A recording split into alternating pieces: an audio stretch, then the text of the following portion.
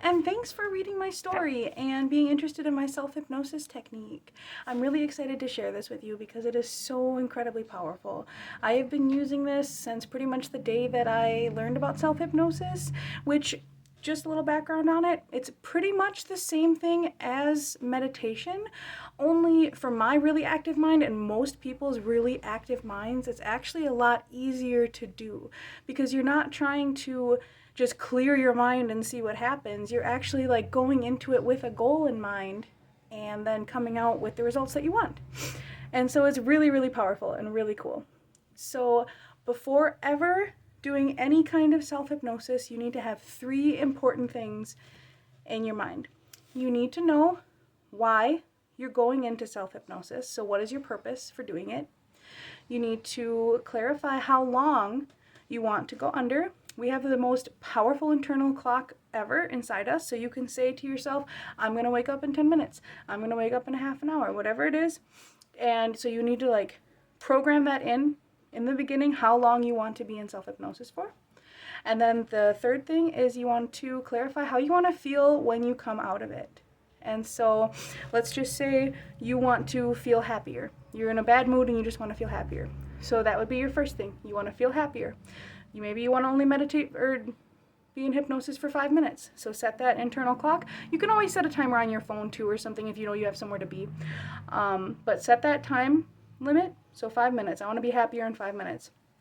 And how do you want to feel when you come out of it? I want to feel happier. And so you can do that with anything too, with mood states, with like if you have something important that you need to do, if you need more clarity or something, anything like that, you can do it. Okay, so now let's get down to the business. The way to do it, this is my favorite way to get into a meditative state immediately. Well, not immediately, it takes a minute, but you do this thing and you know that when you're done with it, you are in the right state of mind to go on your journey and like have your mind generate the things that you need. So this is called the pixel method. And what you do is you take your dominant hand and you just hold it in front of you. You can do this laying down or sitting, however you're comfortable. Hold it out in front of you like this and just like where it's comfortable. And what you'll do then is you'll close your eyes and you focus all of your attention on those 3 things in the beginning. So your purpose, how long, and how you want to feel when you're done. Make sure that's in your mind. But then you focus all of your attention on the little pixels that show up in your vision. And just focus on that while your hand is sticking out. And as you do that, you'll notice that each of your fingers is going to start changing in sensation somehow. It'll start with your first finger. It might twitch, it might get hot or cold, or it might start to tingle. As soon as you get that signal, thank your unconscious mind for helping you get into the right trance state. And then let it go down each finger and thank it every time after each finger after you get that signal. By the time you reach your thumb, you are in a trance state. And so from there, that's when the magic can happen. That's when the work can be done. This isn't sitting around and waiting for something to happen. This is making something happen. So this gets you into the trance state. Okay?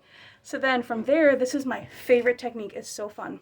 So if you want to get to know yourself on a soul level, or if you have any question or concern, this works for anything. But let's just say, for our example, this is wanting to get to know yourself on a soul level. So once you've gone all the way down to your thumb, you know you're in a trance state. Imagine that you're in a magical place, a beautiful place, a safe place, a peaceful place, a place that is perfect for creating positive lifestyle changes for you. And whatever that is for you is perfect. So once you're in this place, then imagine that 3 doors pop up in front of you. 3 doors. The first door, you're going to open it and it's going to be an empty space. And you're going to fill that space with all of the things, anything negative, anything that's holding you back, any of those doubts, any of that fear, anything that's holding you back. Pour it all, let it flow out of your body. Literally, if you have to visualize that as like puking it up or just letting it like just come out of your body, however you have to do it, push it. You can actually use your physical hands and it'll make it more powerful if you actually push it away from your body and into that first door. And once you can feel that you've gotten everything out and it's in that door, slam it shut as hard as you can and then lock it. You can throw 10 locks on that door if you want. You can reinforce it with steel. Whatever you need to do, lock that door tight and don't let anything ever come out of that again. It's gone. It's locked. It's away. That's the first door. And now, in the second door, you can walk up to it and feel kind of like you're going to feel a lot lighter and freer and maybe a little bit like curious and excited about what's behind this door.